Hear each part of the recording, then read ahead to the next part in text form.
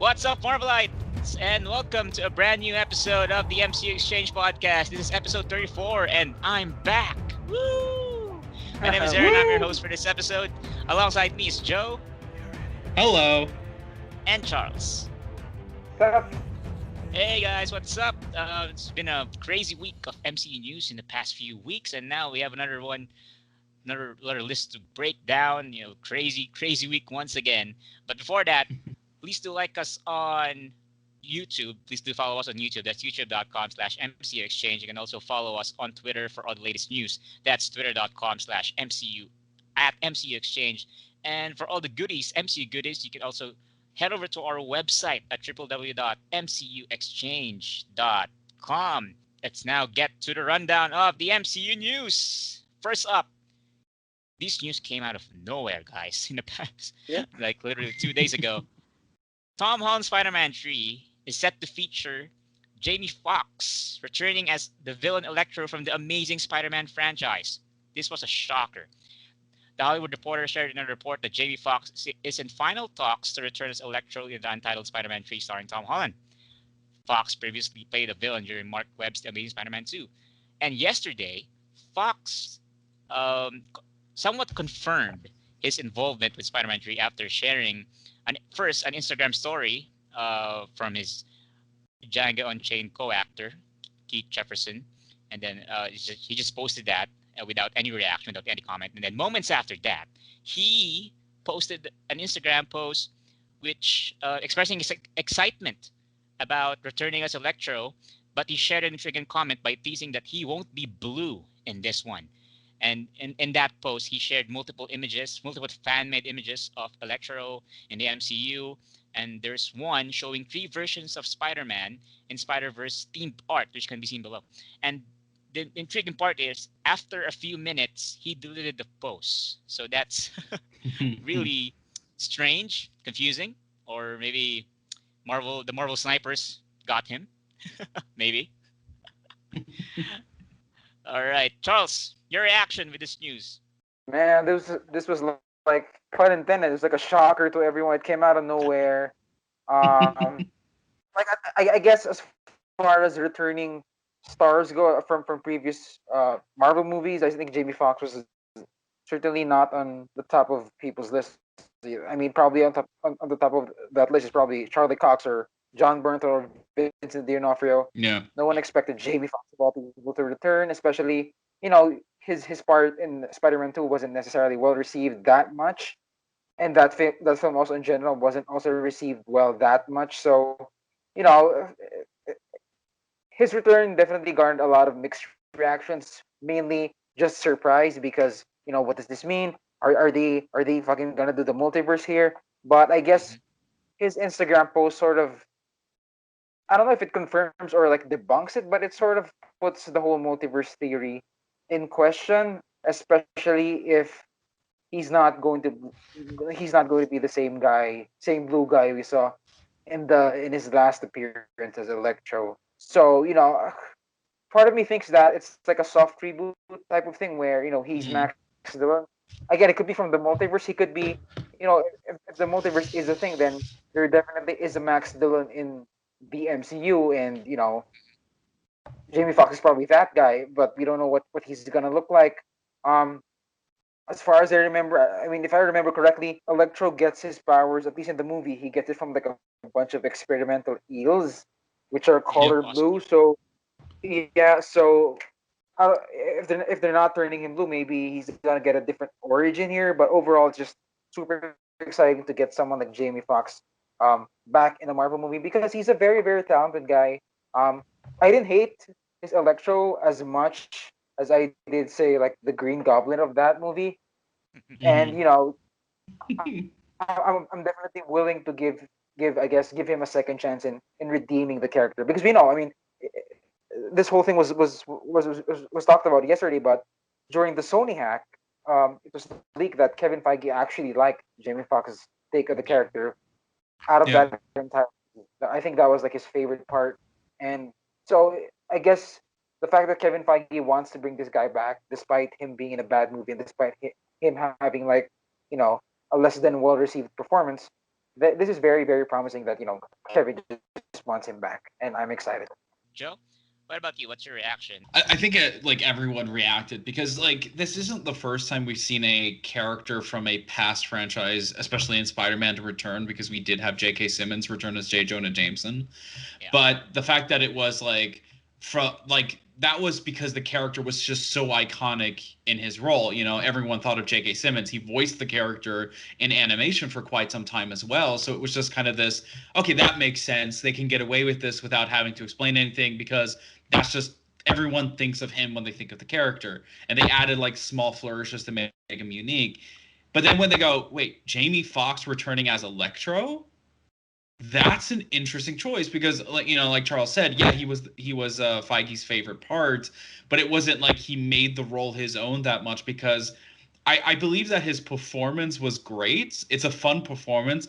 It's the writing that kind of fails him in that because they kind of the whole him being a nerd thing and antisocial, it's just never really done much with it. The origin itself was done fine, but it Yeah, was more like, oh, his motivation is he wants attention all of a sudden. Yeah. How do you write around that, And I think if they do it right, he can be absolutely powerhouse. I would love to see more of Jamie because I think Jamie Foxx is fantastic at being a more darker, more brooding character, and he's done that a lot. So this would be a completely different, unique version. The interesting thing is like with him making the comment that he's not blue, which direction are they going? Are they just going to have like there's so many different interpretations. I doubt they'll have the weird lightning mask on his face. Yeah. Probably, uh, they could go with the scar version that he has like the scars of the mask on his face, which the yeah, Spider-Man game used. Or I personally like my favorite interpretation of Electro is the one we got in Spectacular Spider-Man, where he had like this suit that was protecting him, but his physical body was pure electricity. So it wasn't just him being blue, but he literally lost control over his body. There's a lot they can do with this character, and I think Fox bringing him back. The bigger thing is just the implications of who else could they bring back for another chance at a character, and I think that's the yeah. bigger thing right now. And I've been reading a lot, many articles in social media and different websites. What do you think is more feasible at this point, with him appearing? Would a Sinister Six be on the horizon? Sinister Six team up, not a movie, a team up within Spider-Man 3, or the already teased Spider Verse storyline? What do you think is more feasible, Charles? I I think the Sinister Six is 100% gonna happen. I'm not quite sure Mm-hmm. it's gonna happen in the third movie. I think the third movie is still gonna be like the final setup for this big Sinister Six showdown because I think that Sinister Six should be an event unto itself. Um, in the Ultimate Mm-hmm. Comics, like there's a book called Ultimate Six, which was basically the Sinister Six coming together, and the threat of the Sinister Six was so huge that even the Avengers had to intervene because it was just like too much for Peter to handle. I wonder if they're gonna possibly go that route where it's the Sinister Six um, team up movie is like a big, I guess, Avengers type event. Not really world changing event, but rather a big national security event where Peter needs more help than he can do. Mm-hmm. And as far as the Spider Verse go, I don't think like even though we're getting the multiverse stuff with WandaVision and Doctor Strange, like to do like a third, I guess, multiversal story with Spider-Man. I think at some point there might be a bit of multiversal fatigue, if that makes sense, because Yeah. DC is doing it. We're getting it with the Flash, and then we're getting it with Doctor Strange. We're getting it with WandaVision. Loki might possibly deal with that. So I don't know how much of the multiverse you can inundate audiences with before they get sick of it. And I've always liked Spider-Man for his grounded personal stories. So to see like a multiversal story where there's so much happening, and it's really, I mean, if you really get down to it, it's just mostly fan service because people want to see Toby, Andrew, and Tom together. And I don't know if that excites me as a fan, especially we've had like a very, very successful Spider Verse movie. Like I don't know if I want to see a live action version of Mhm. that, and we're getting a Spider Verse sequel. So I mean, how many fucking Spider Verse stories do we really need? Yeah. So I'm definitely leaning towards to Sinister Six being the more feasible project. Yeah. Yeah, I'm leaning towards Sinister Six more as well. I think the thing is, like Charles said, we already pretty much have a franchise that is completely built on the concept of Into the Spider Verse, and as much as great as it would be to see these three interpretations of Spider Man come together in one film, I almost wish they would keep that for the Into the Spider Verse franchise because that technically is connected to this that way as well. So they could have like a live action segment where they all meet and we get a live action interpretation of Miles Morales, so they don't have to rush it in in the MCU. The thing is, like, if we speak about like Spider-Man, the promise that I think Far From Home sets up from the storyline is that this time it's about Spider-Man. It's about Peter Parker growing further and further away from the legacy that was Iron Man. And to kind of go into Doctor Strange's place and have his stuff kind of take away that story element from Spider-Man, it would still be an interesting story, but it should be about Spider-Man this time around. It should. I kind of feel like this trilogy was building up to those elements we are used to from Spider-Man films. He's in New York. He's seen as a menace. He has to fight a lot of different bad guys, and that's where I think they're heading. And that's why I believe a Sinister Six is probably the best option because it just gives him like the ultimate challenge that is his challenge alone. Mhm. The only question I have is like, how do they build up? So we technically only have Shocker, Scorpion, and Vulture. Mysterio is technically dead. So they have to set up Yep. two villains. So the guess Yeah. is now Electro and probably Craven.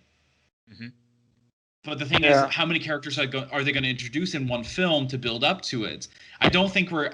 Part of me still kind of wants to know what that Sinister Six film was going to be like that they teased a long time ago. I mean, I totally would be on board for them to bring that back because they are such interesting characters to have like this different perspective within the MCU. It would be funny if we had like a Sinister Six film and a Thunderbolts film that both show like villain sides. But I yeah, just wanted and I just wanted to be about Spider-Man this time around because we've been building up to it, and that would just be like that perfect way to bring it back. yeah. Yeah. And when Charles mentioned that the Avengers might be involved, I'm visualizing that it would be like Captain America: Civil War type Spider-Man film, right? Like, If the Avengers are gonna get involved, I'd rather have not Carol Danvers, not like all the heavy hitters. Yeah. Maybe Hawkeye. I'd like maybe Hawkeye to be there. Maybe I guess Falcon, Captain America. I want him to be there. I want fucking Kamala Khan to be there. If the time if they find a way to write her into it. But yeah, I really think it should be a personal thing. But regarding the Electro stuff, I was honestly just expecting Craven this time around. Um, Mm, because Craven is one of those characters that we haven't ever seen, and there's a yeah. lot of the potential in what to do with that character. So I mean, at this point, if they do Electro and Craven, I guess I'd be happy. But I was really hoping for um, a villain movie at this point with the third Spider-Man movie. Do you think Spider-Man 3 will suffer with two villains, two big heavy hitters, or do you think that's okay? I think, well, if you really think about it, most MCU movies have really more than one villain. no. Doctor Strange had Caecilius. We had Dormammu, and Black Panther had Claw and Killmonger. So I think I think Kevin Feige has learned throughout the years making bad superhero movies that there is a way to make a good superhero movie even if you have like three villains. There's a way to make that happen, and in Feige we trust. Yeah, he knows what he's doing, Yeah. and Marvel Studios is known for taking risks, and they've done that in the past 12 years. So let's see where this goes. Gonna be Mm, exciting times ahead, and with productions set to start for Spider-Man 3, according to the Hollywood Reporter, this fall. Wow, it's already fall, so they might start shooting soon.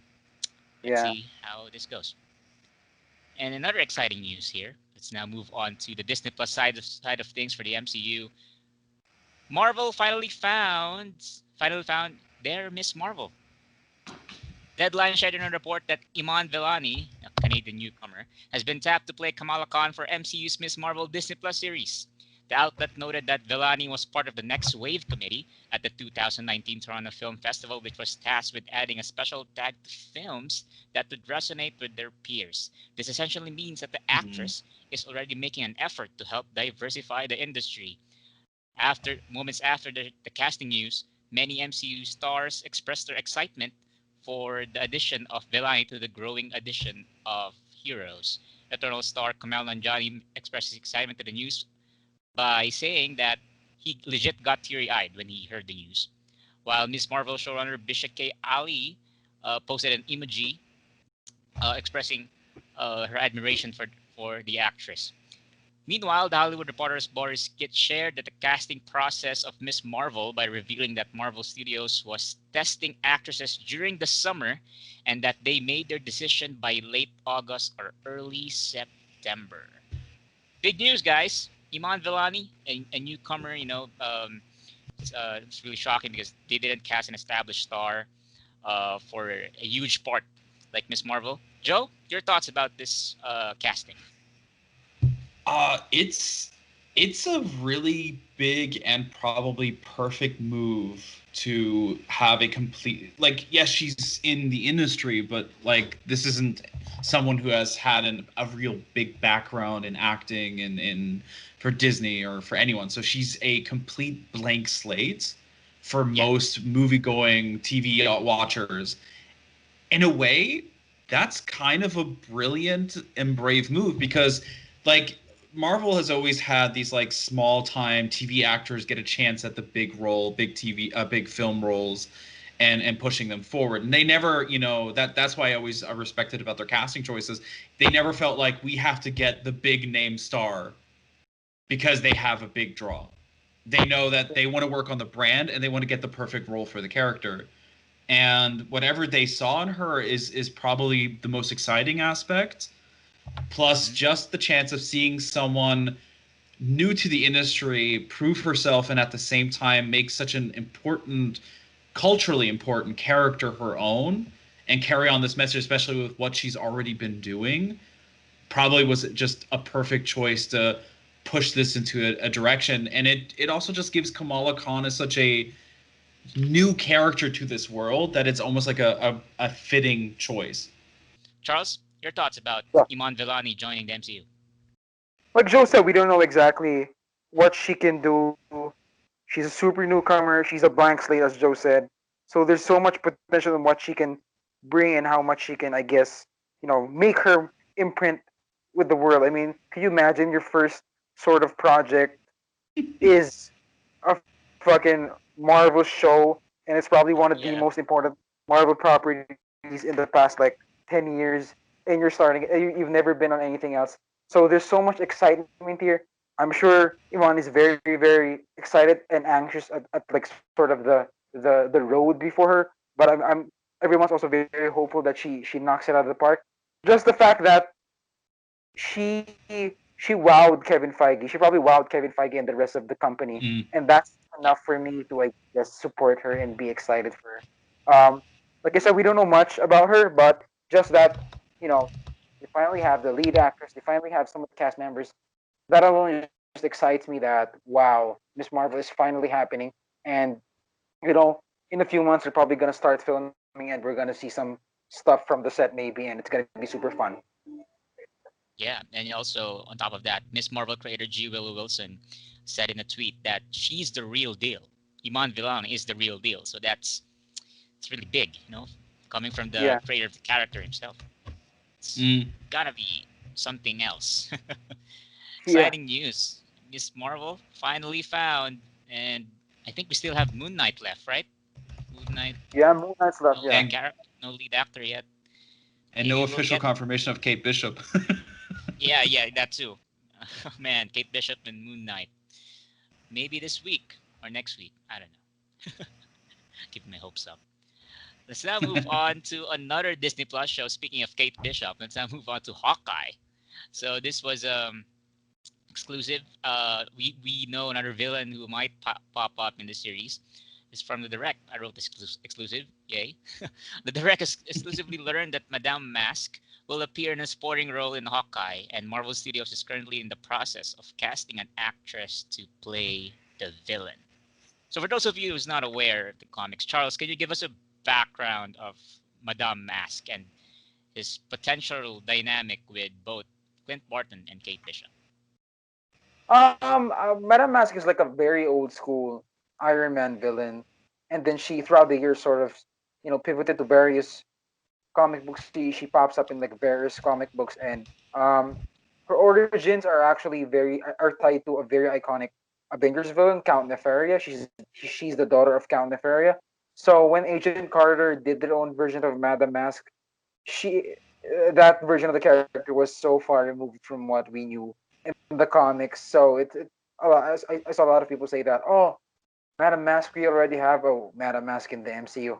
No, we didn't. Yeah, even though it's like the same name of the character, in essence, it's practically a different person. But yeah, Madame Mask. She in the Hawkeye run, the Matt Fraction one, she bumps into Kate Bishop and Clint during like a mission in Madripoor, and then once Kate moves to Los Angeles, she becomes, I guess, like the Kate's, I guess, nemesis while she's in LA, while Clint's in New York. Um, to me, this is kind of it gives us an idea on what aspects of the Fraction run they're drawing from. Also, the fact that I mean, in the comics, the Hawkeye comic is mostly set in New York, save for Kate's adventures in LA. So I'm wondering how they're gonna bring Madame Mask into Clint's world, because for the most part, those two were like separate in the Hawkeye run, and maybe they have a plan on how to, I guess, incorporate Madame Mask in the story in a big way, because we heard also like a few days after this story came out that they were casting Echo, which we talked about years months ago, that they were Yeah. casting a deaf actress to play this girl named Malia, which we know to be Maya Lopez Echo. Mhm. I think the Illuminati confirmed that this week, and I was thinking about like how Echo could possibly fit into the story, because Echo has ties to the Kingpin, and we're not gonna get Kingpin here. So what if Madame Mask is the one that ties into Echo's story, and maybe that's how it all ties together. Madame Mask and Echo are somewhat connected, and then Clint and Kate end up meeting the two and like fight and whatnot. So there's a lot of stuff that I'm thinking about. I mean, as far as how the show is gonna come together, but the fact that we're getting Madame Mask, she's a very, I think, to me, like a very classic Marvel villain, and I'm excited that we're getting her in the show. I hope they give us the actual yellow mask.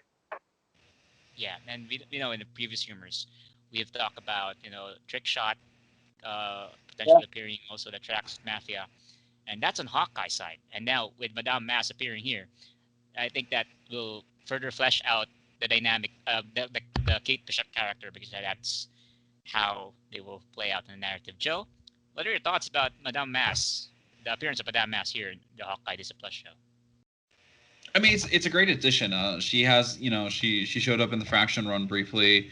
She's a more. I think this is also the start of us getting introduced to more street level hero heroes.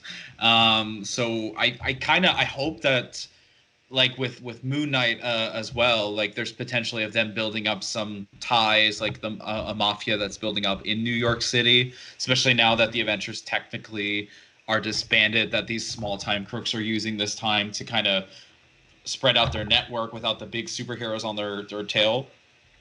But what is a big exciting thing to do about this is that, and I love Charles' idea that she's connected to Echo instead of Kingpin. Echo has history with the Ronin mantle, so there's the potential of that connection. Like she's from someone from Clint's past where he got the Ronin, because they did confirm that that's going to be part of the story. And Yeah, so it kind of opens the questions like this because we don't have many, but a lot of these stories about prodigies is about the next generation of heroes. And we have, like with Captain America, it's passing on the shield to Sam with someone else stealing that. We have She-Hulk unwittingly becoming a Hulk successor through an accident if they stick to that origin. And we also have Ant-Man taking it over by technically stealing it and coming into the role.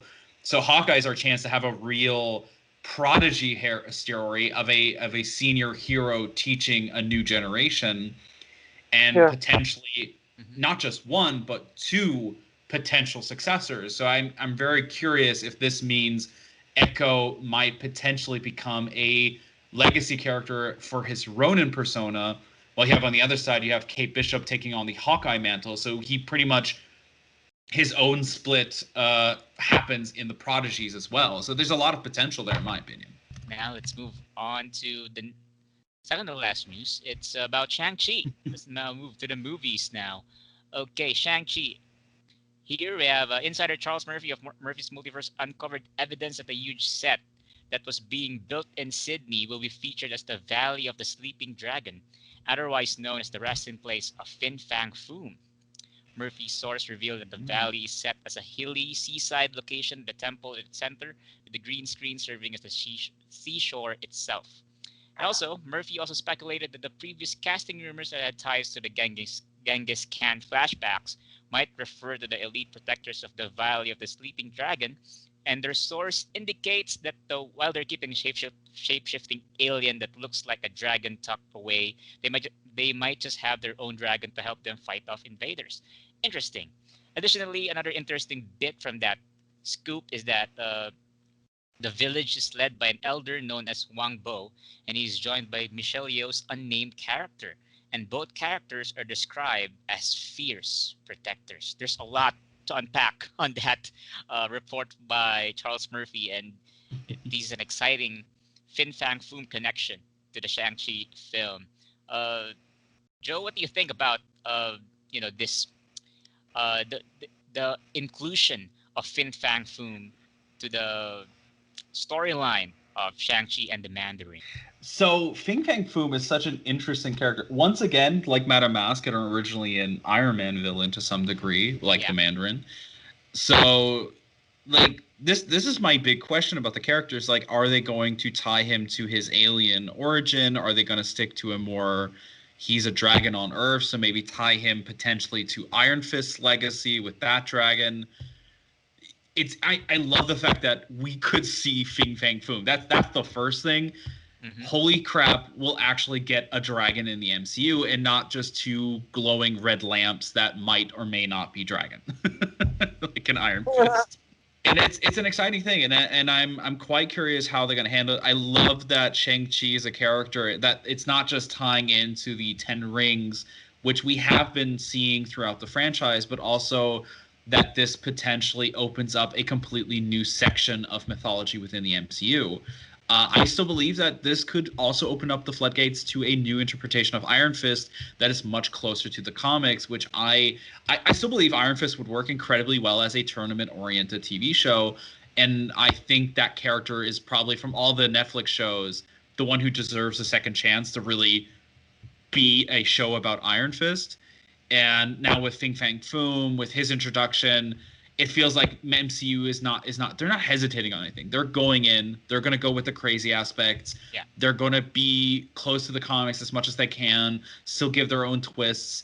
And especially with Michelle Yeoh, I love the casting. I mean, the entire the entire film already sounds fantastic, and the casting behind it is probably the most exciting aspect of it.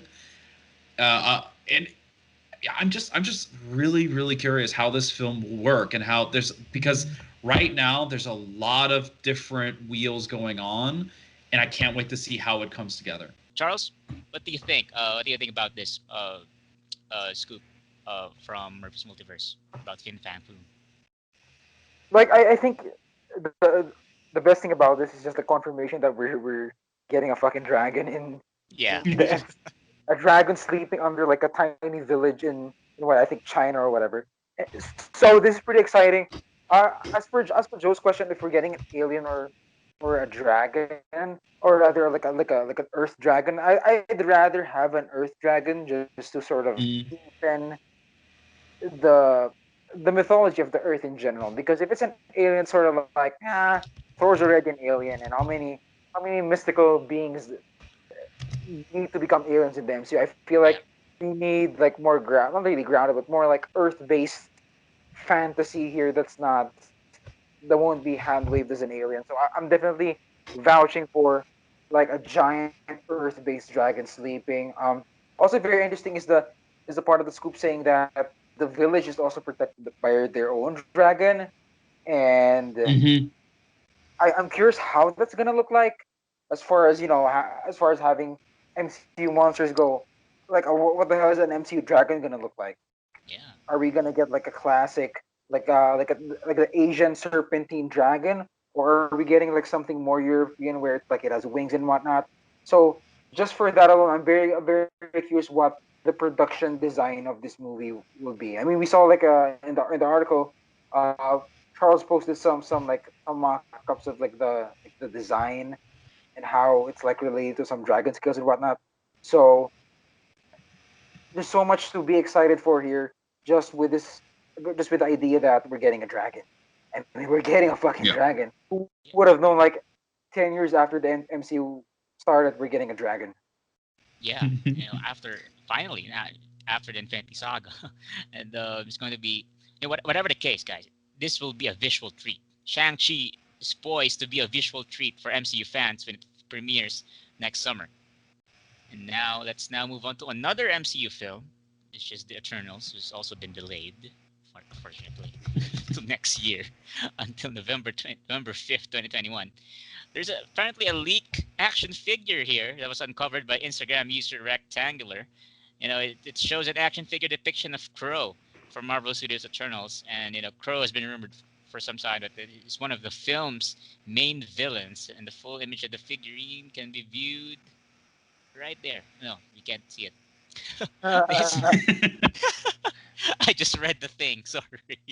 Joe, question for you: are you excited with on how the Eternals will look entirely different on screen? Because we've seen the concept parts, last Mm. year from San Diego Comic Con. There are different costumes or different concept arts of how the Eternals will be visualized in the silver screen. Are you excited in that? Because they're giving a unique take. The MCU is giving a unique take, just like the rest of the MCU films. I like the aspect that a lot of the costumes are kind of connected to their originals, but it's still a very unique design of it. Yeah. I do think like with Crow, like what we're seeing here, it's a bit more distinct because the thing is, I was doing some research on the character, and he pretty much he's a human with pink skin, elf ears, and an armor. And so the whole point of the deviants was is that they are, they're kind of malformed. They're not quite human as they should have been. Like they're the guys that really did not get the best luck when it came to the gene pool that was put into them. And this new design, I kind of feel like highlights that aspect of it. I do wish it's very black. It has some color. I kind of wish they stuck to the color aspect because they did say a lot of this film is going to be tributed to Kirby's designs. This character is very like that typical black CG character for now. So it'll be interesting Yeah. to see him in movement. Charles, what do you think about this design? This leaked design. I don't know if it's official, Well, but it's pretty much. I'm with Joe, and it's in that it's like really we're getting like a black symbiote looking character when you got Kirby's fucking crazy ass imagination and color, and all we're getting is just like this black character with some like tinted green tinted chest and the face that somewhat looks like a lizard, and he has like tendrils all over him. Like that's kind of like a generic CGI monster for me. And to be honest, I mean, Yeah. when I saw some of the last year during San Diego Comic Con when they gave us like a first look at the Eternals concept art, Hmm. I was kind of thrown off with how Asgardian the suits look. I was expecting really over the top, regal, big ass armor, basically Jack Kirby stuff that is very bombastic and over the top. And the design for the Eternals that we got and we saw from like the Salma Hayek toy, it kind of looked like they were, cut from the same cloth as the Asgardian design. Which to me, I Mm. mean, it's not a big problem per se, but it's more like a nitpick. I Again, I was expecting more Kirby and less Thor 1 designs. So, Mhm. like this, it raises my eyebrow, but, I'm going to wait until we see this character move. And, you know, for all we know, you know, Robert De Niro was playing the character because we don't know who exactly is playing Crow. Yeah. It might be like the super crazy, amazing actor like Daniel Day Lewis, and it might be like the best thing in the Ooh. MCU. But just based on this toy, it's kind of like surprising that this is all we have, especially when you got Jack Kirby's design as inspiration. Let's see. Well, we're still a year away, which is supposed to be. Wow. The original release date Should of have the come out Eternals. next month. Yeah, Just should think have about come it. out Yeah, shit, yeah. next month, and Wow. then it was delayed to February, and then it was delayed. Wow, to November of next year. It's like a year from now. Yeah, a year from Yeah. now. That's I mean, a if lot. we go by what they've shown, it's probably very effects heavy. So I'm okay with them having extra time to just nail it. Yeah, It's CGI just post it's weird post because we would have had trailers by now, so we would know what the film is. Yeah, it's a good thing that they didn't release any promotional material for the Eternals because And that's about wraps it up for the rundown of MCU news. That's a lot of news of big MCU news. For those of you who wants to talk about all the latest news that we talked about, you can also you can follow us on Twitter. That's twitter.com/MCUExchange. You can also head over to our YouTube account. That's MCU Exchange for all the MCU um, trip down memory lane because there's a lot of videos there that were made by Charles there, so you can check that out. And also head over to our website for all the news and the feature articles about the MCU. That's www.mcuexchange.com. You can also follow me on Twitter. That's twitter.com/Aaronchino. That's ARRONCHINO. You can also follow Charles on Twitter. You can find me on Twitter at CFS Villanueva. And also follow Joe on Twitter. You can find me at thatabel, THATABERL. If you have questions about the Avengers game, you can ask Joe anything about the Avengers game right now because he tweets a lot about the Avengers game in the past few days. I apologize now. It's okay. Follow them now. And one last shout out to our listeners over at Spotify, YouTube, Anchor, Google Podcast Breaker. Thank you for tuning in. Thank you for listening. We're really grateful for your support. And we're going to continue making these episodes in the next few weeks. Thank you so much. This is episode 34 of the MCUExchange podcast. Bye. Keep safe, everyone. Bye.